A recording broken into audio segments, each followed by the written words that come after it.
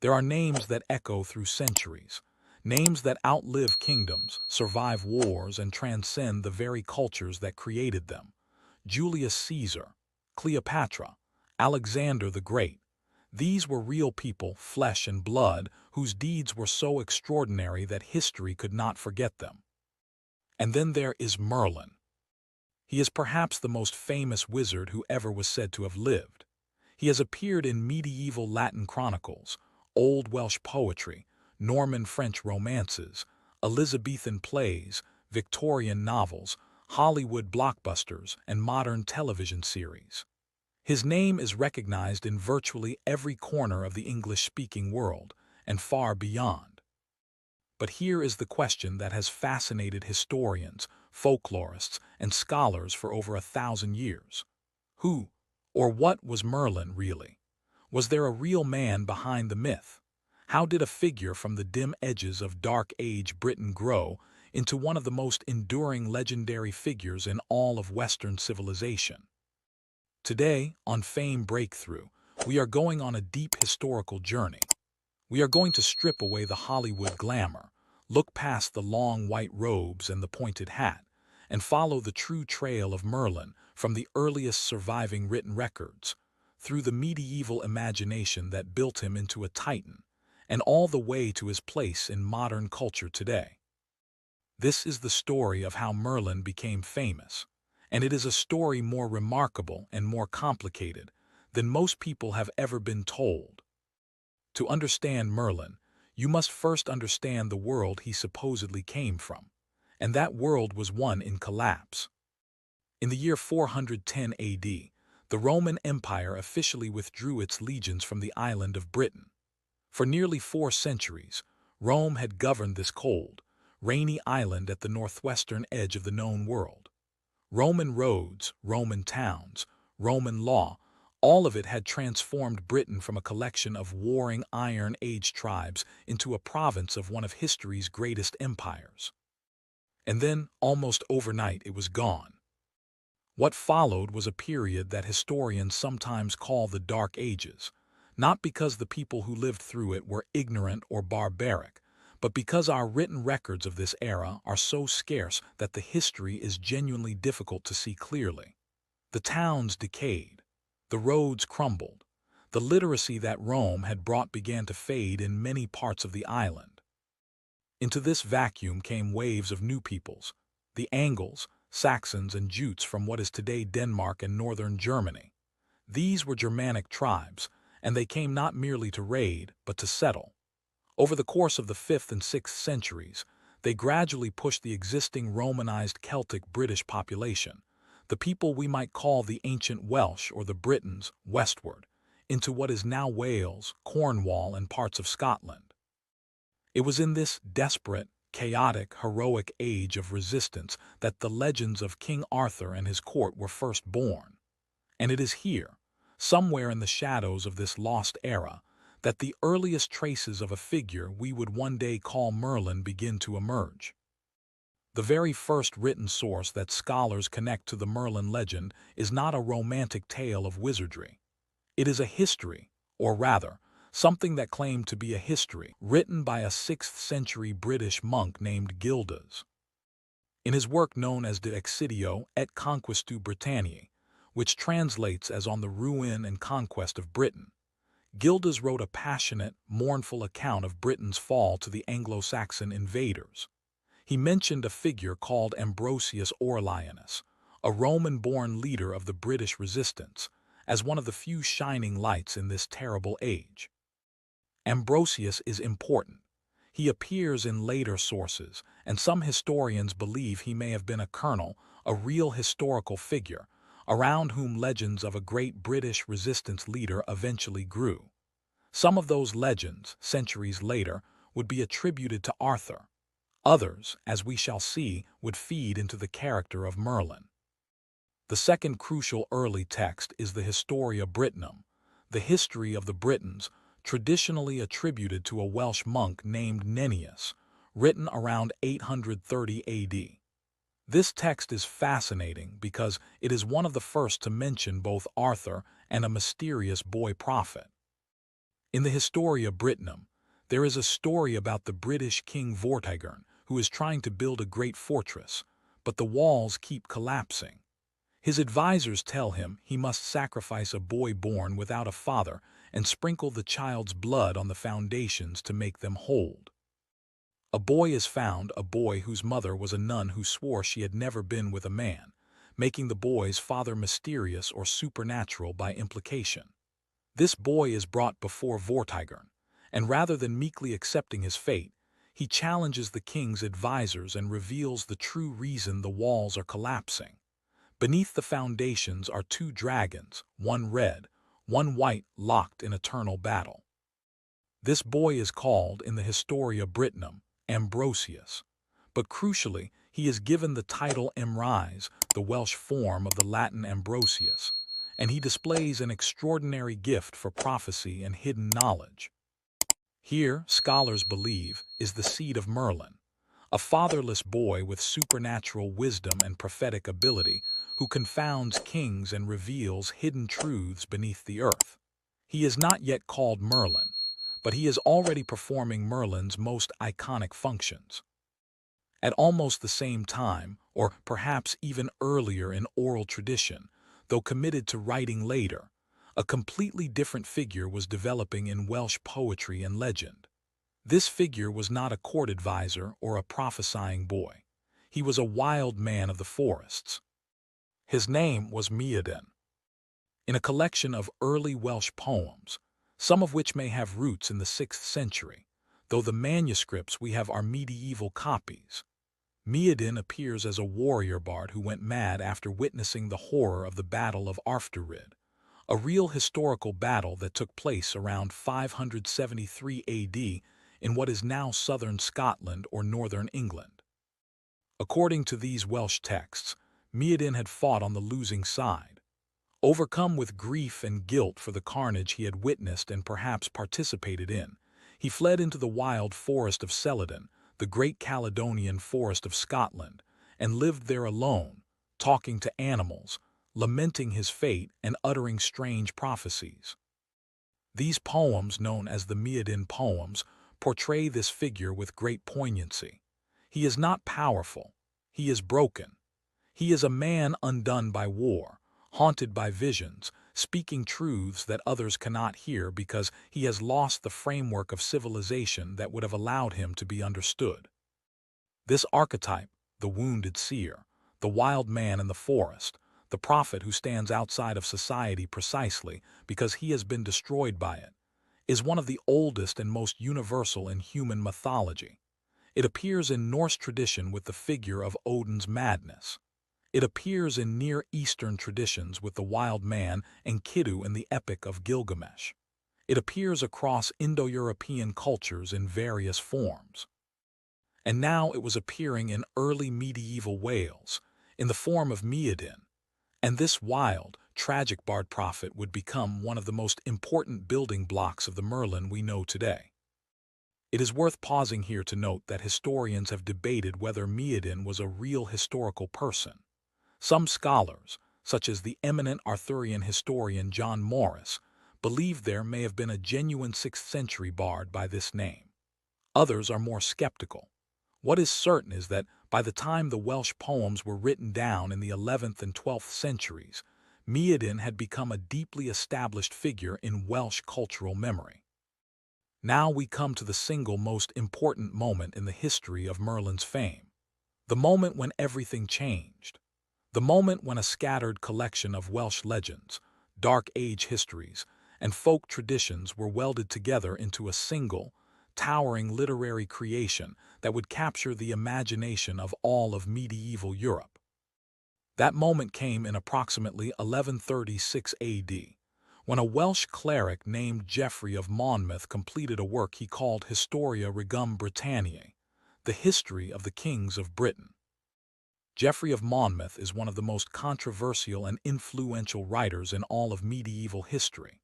He claimed that his Historia was based on a very ancient book written in the British language, a mysterious source that no one has ever been able to identify or locate.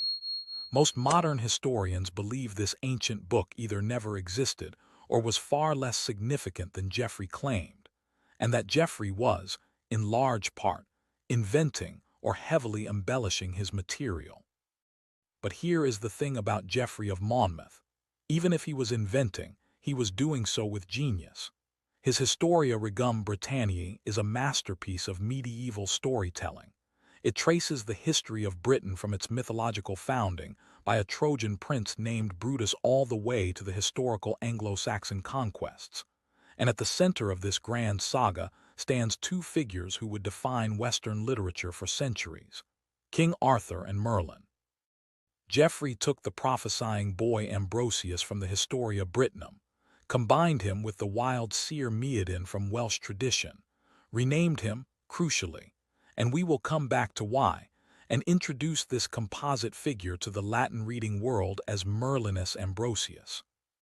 Why did Geoffrey change the name from Myrddin to Merlinus? Scholars have a compelling explanation. The Welsh name Myrddin, when transliterated directly into Latin, would have produced a word that sounded very close to a vulgar Latin term. Geoffrey, writing for a sophisticated, court-educated audience, simply chose a variant, Merlinus, that carried the same root sounds without the unfortunate association. It was a small editorial choice that had enormous consequences, because it is from Merlinus that all later Romance languages derived their versions of the name. Merlin in French and English, Merlino in Italian. In Geoffrey's Historia, Merlin is a figure of almost incomprehensible power and knowledge. He prophesies. He moves the great stone circle of Stonehenge from Ireland to Britain through his magical arts. Geoffrey actually credits Merlin with the creation of Stonehenge, a tradition that persisted for centuries. He advises kings.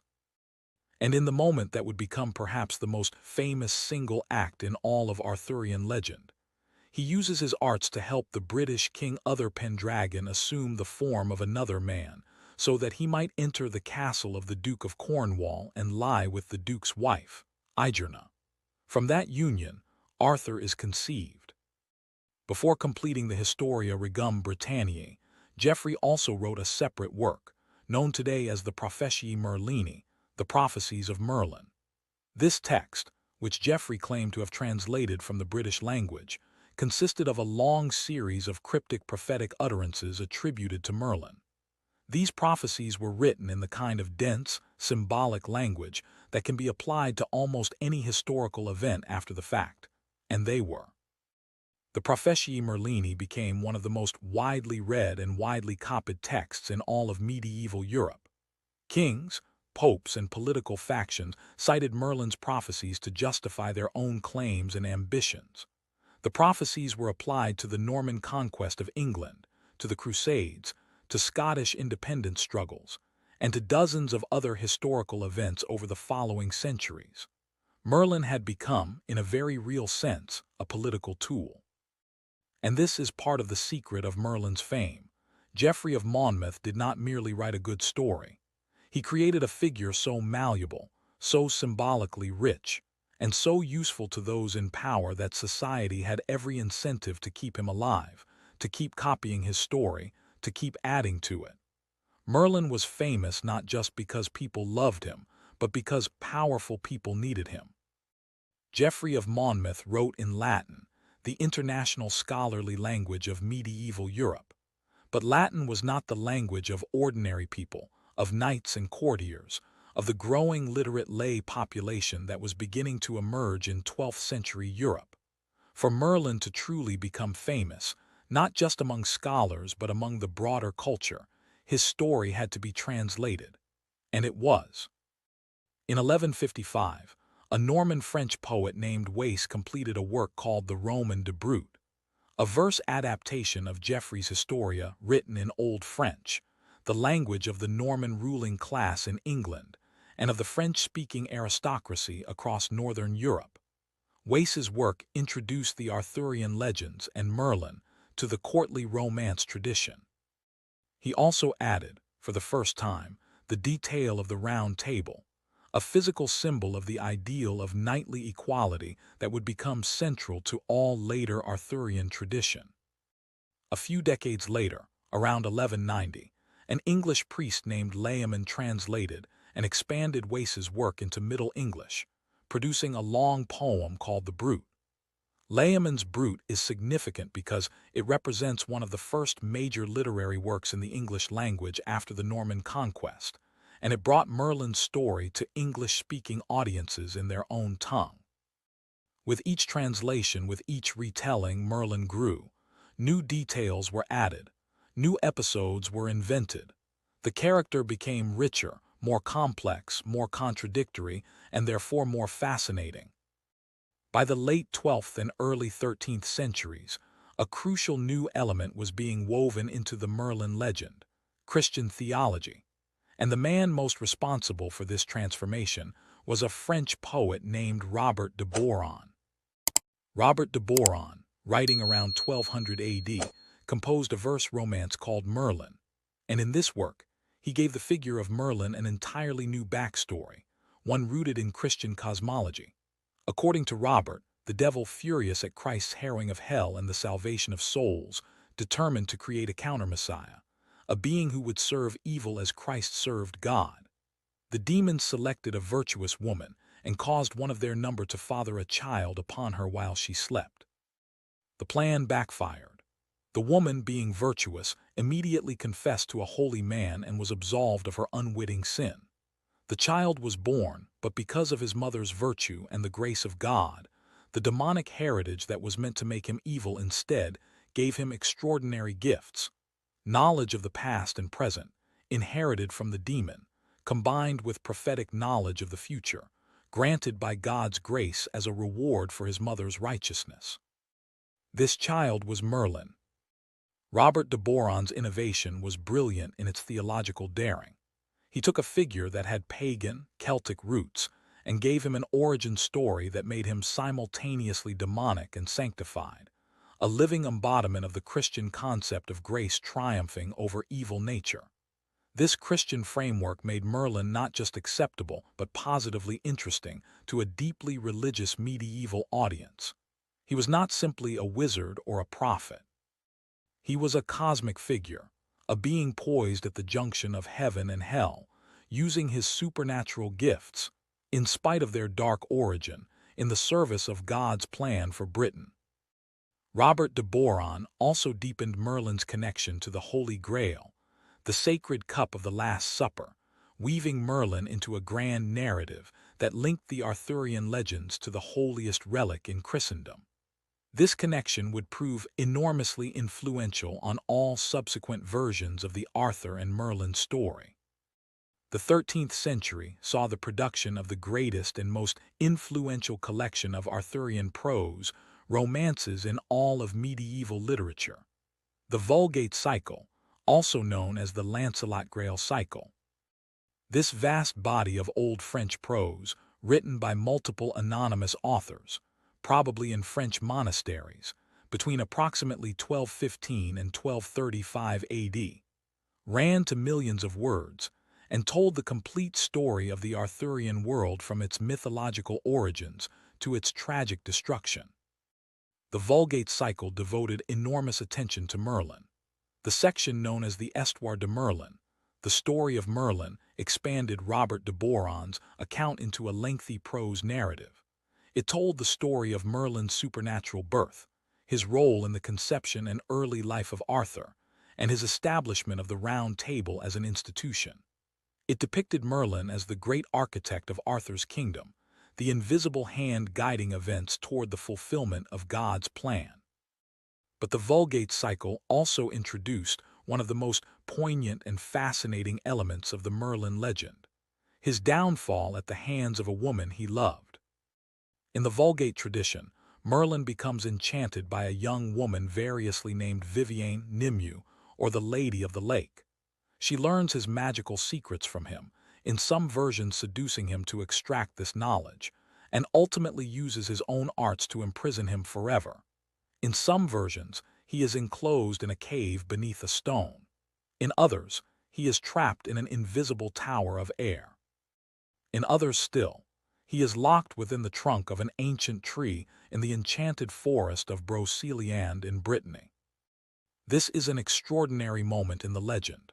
The greatest wizard in the world, the man who shaped a king and a kingdom, is ultimately defeated not by battle or by opposing magic but by love, by his own vulnerability, by the very human desire for connection and intimacy that, in the end, undoes even the most powerful mind.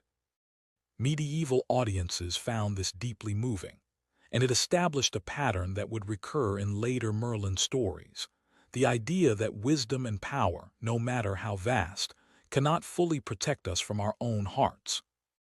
In 1485, the very year that the Wars of the Roses ended with the Battle of Bosworth Field and Henry Tudor claimed the throne of England, the London printer William Caxton published a book that would define the English-speaking world's understanding of the Arthurian legends for centuries to come.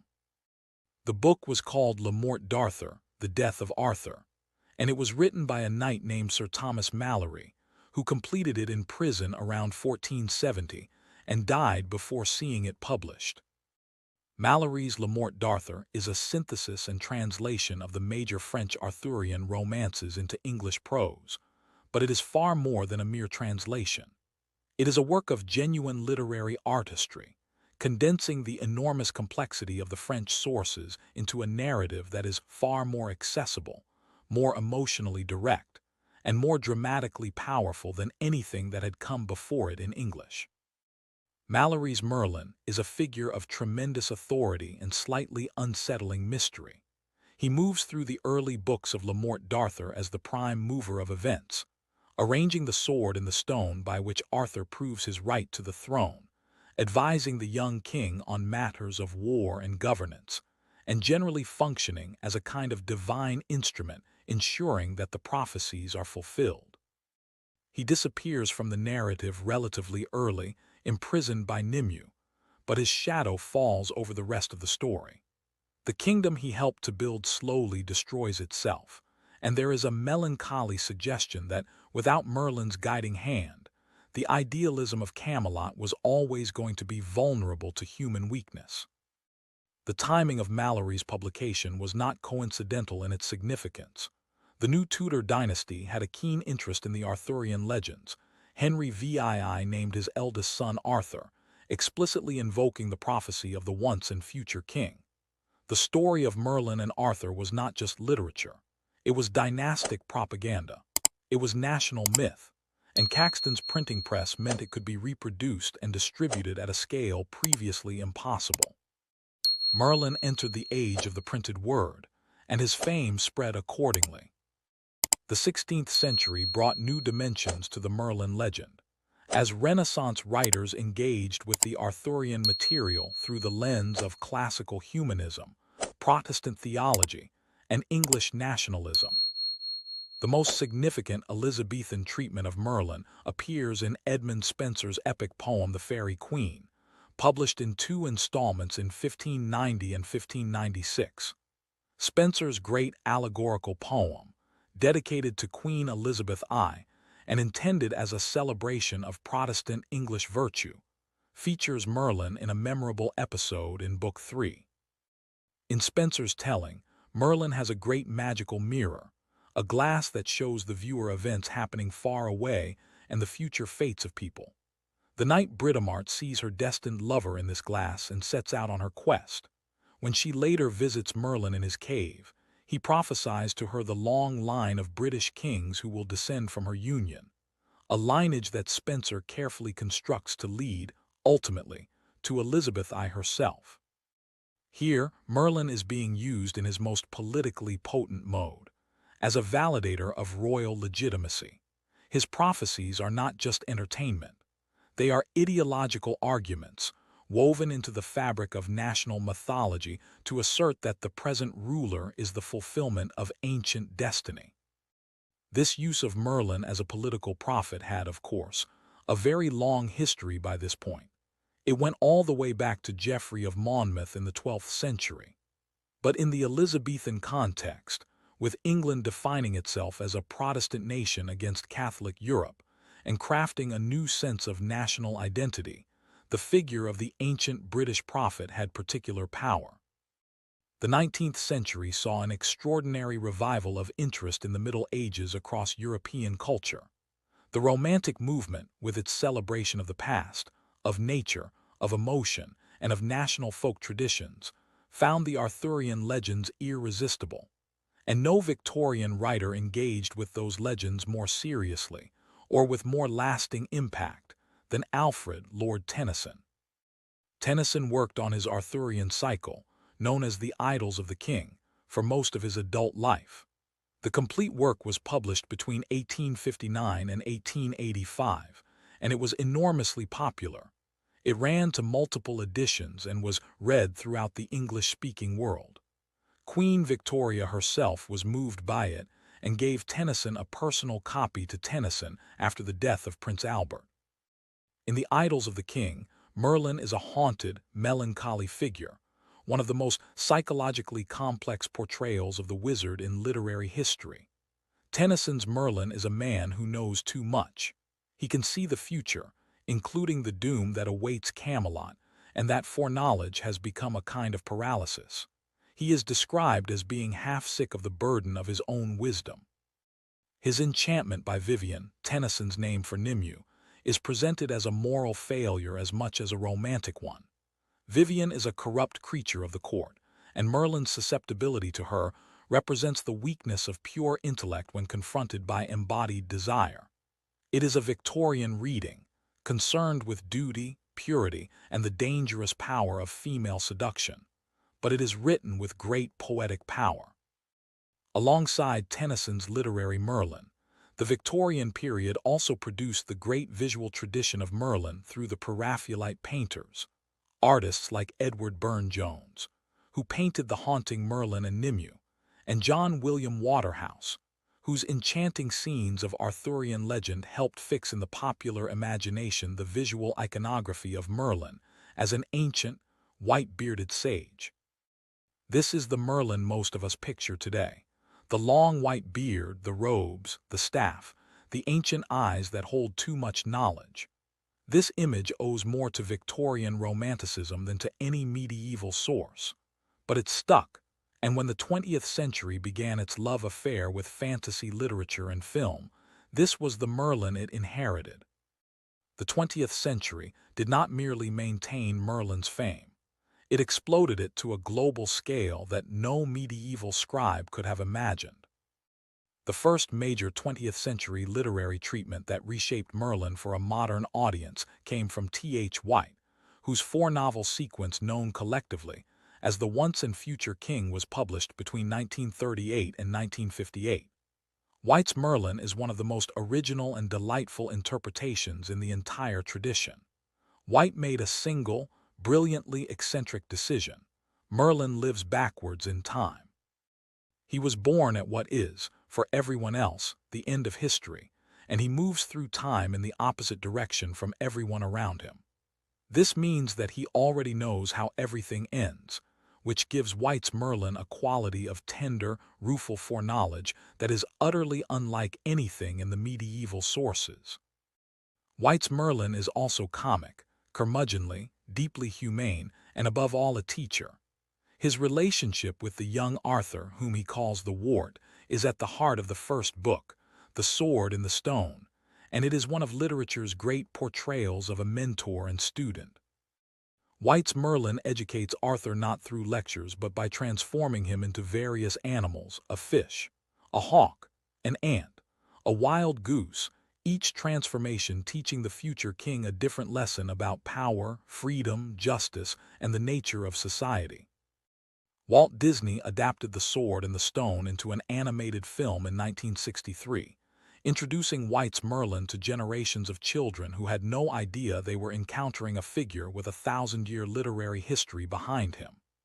Disney's Merlin, bumbling, warm, bespectacled, and endearing, became for millions of people their first image of the wizard, and it shaped popular expectations of the character in ways that persist to this day.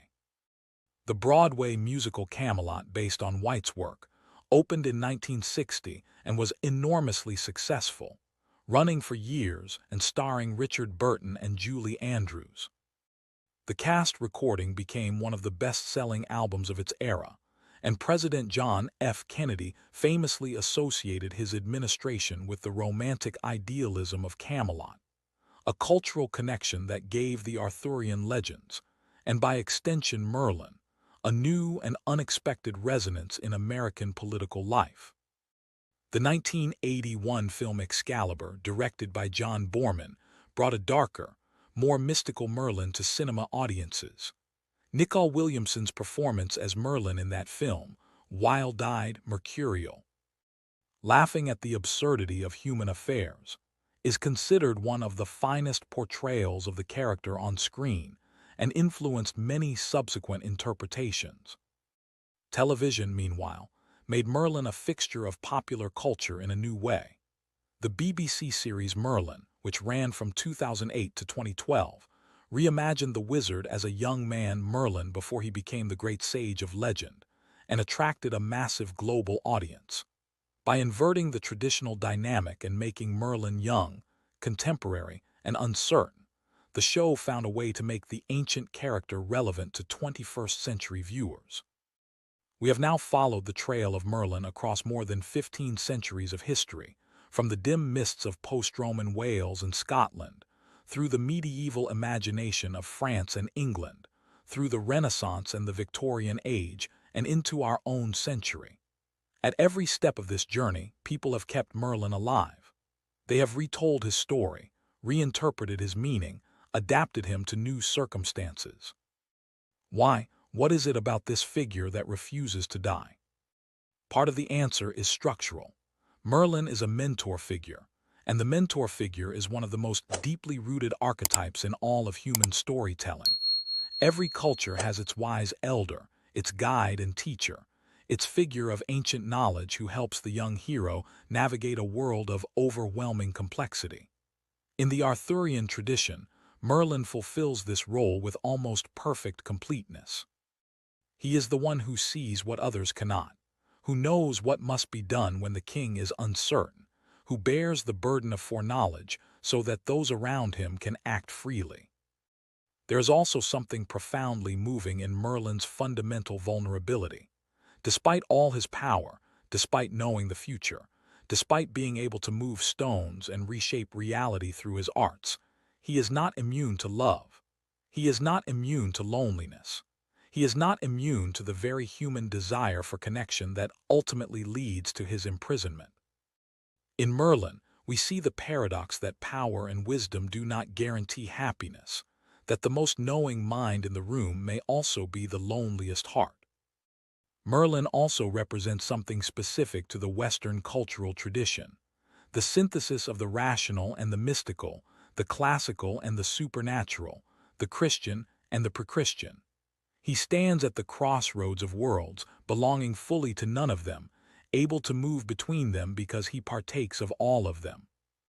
In an age like our own, an age of competing worldviews, of clashing systems of knowledge, of profound uncertainty about what we can know and how we can know it, there is something deeply appealing about a figure who embodies all of these contradictions without resolving them. And then there is the political dimension of Merlin's endurance. Throughout his history, Merlin has been used by those in power to legitimate their authority, to give cosmic weight to their ambitions, to suggest that what is happening in the present is the fulfillment of an ancient and divinely sanctioned plan. Kings and queens, dynasties and nations have wrapped themselves in the mantle of Merlin's prophecies. This use of Merlin as a tool of power is not coincidental. It is built into the very foundations of his literary existence, going back to Geoffrey of Monmouth.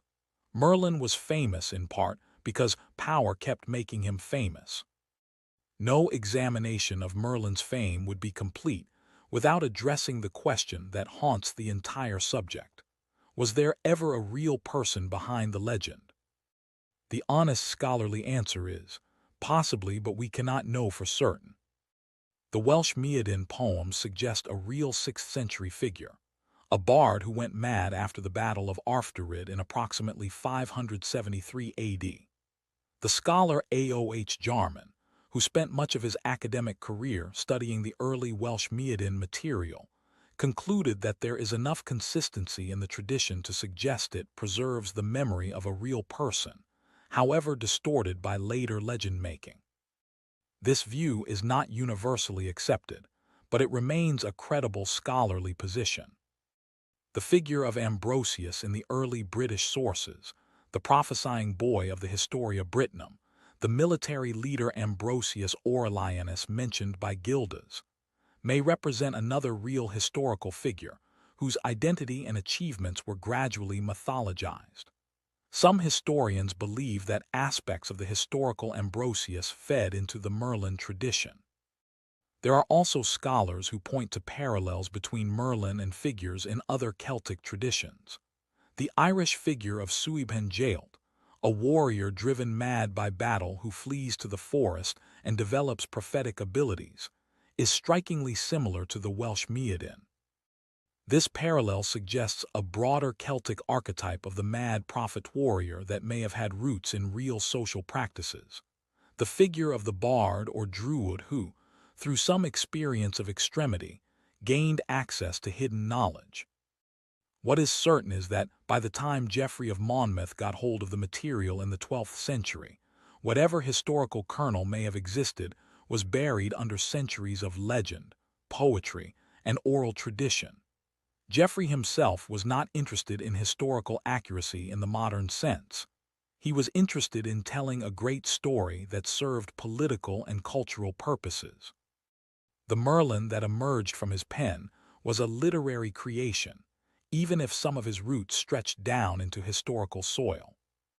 And in a sense, the question of whether there was a real Merlin matters less than it might seem.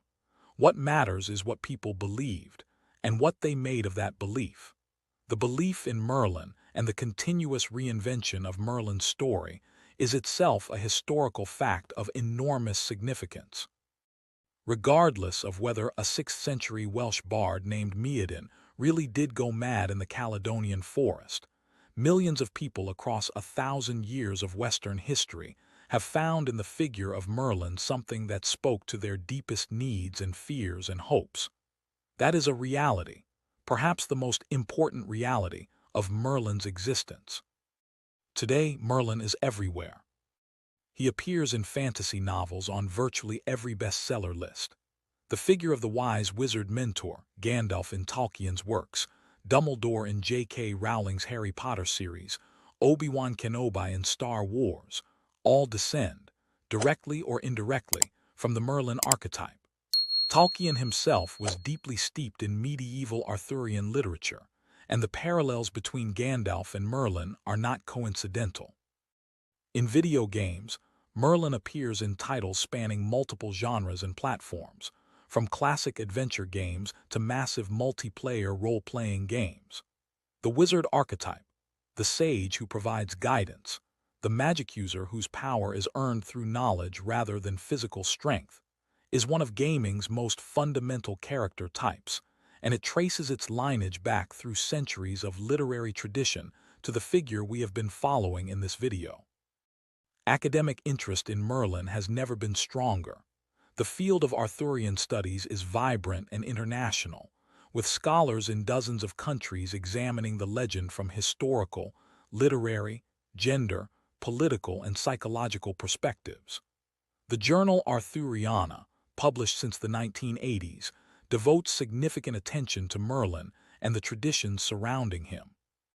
New translations of medieval Arthurian texts are published regularly, bringing primary sources to modern readers.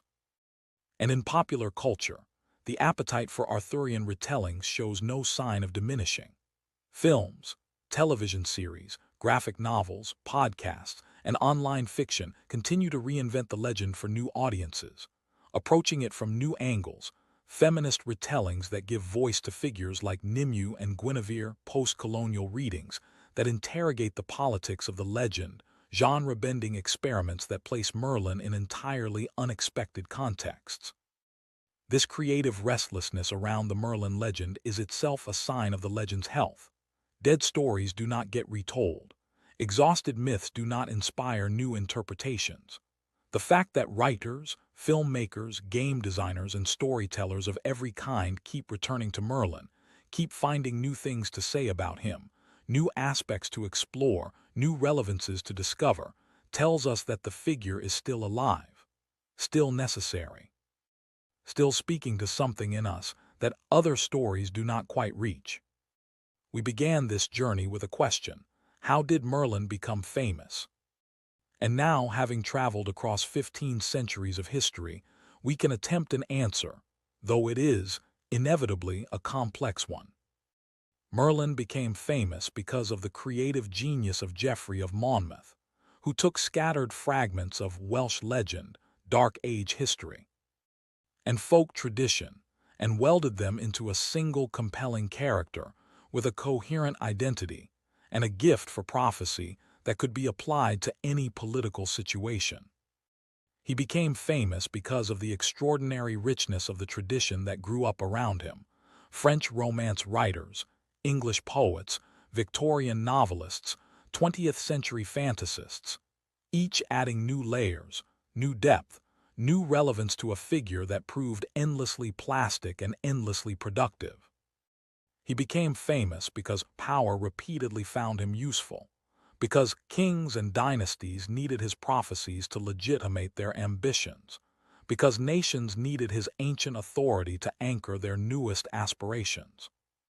And he became famous and remained famous because the human needs he represents are permanent: the need for wisdom, the need for guidance, the need to believe that someone somewhere understands what is happening and knows how it will end. The need for the old man by the fire who has seen everything and can tell us gently that the darkness we are walking through has been walked before, and that there is something on the other side of it worth walking toward. Merlin is a mirror. When we look at him, we see reflected our own deepest desires for knowledge, for power, for love, for meaning, and also our deepest fears: that knowledge is a burden, that power corrupts, that love makes us vulnerable, that meaning may be more elusive than we wish. He began, perhaps, as a real man, a 6th century Welsh bard, broken by war, wandering in a great dark forest, speaking prophecies that no one around him could fully understand. And from that beginning, through the centuries, through the hands of hundreds of storytellers and thousands of readers and millions of ordinary people who simply needed to believe in something larger than themselves, he grew. He grew into a legend, and then into a myth, and then into something rarer still, a permanent resident of the human imagination, a figure who, as long as people tell stories, will be told about. That is how Merlin became famous, and that is why Merlin will never truly disappear. Thank you for joining us today on Fame Breakthrough, the channel dedicated to exploring the extraordinary lives and stories of history's most enduring figures. If this deep dive into the legend of Merlin moved you, challenged you, or taught you something new, please like this video and subscribe so you never miss another journey into history's greatest stories. Drop a comment below. Which aspect of Merlin's history surprised you the most? We read every single one. Until next time,